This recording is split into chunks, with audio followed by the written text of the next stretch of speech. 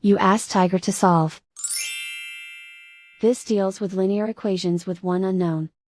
The final result is p equals 5. Let's solve it step by step. Simplify the expression.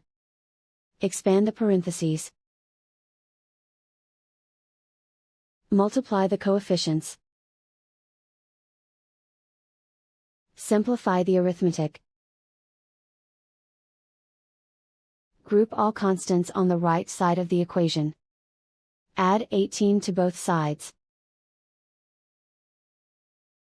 Simplify the arithmetic.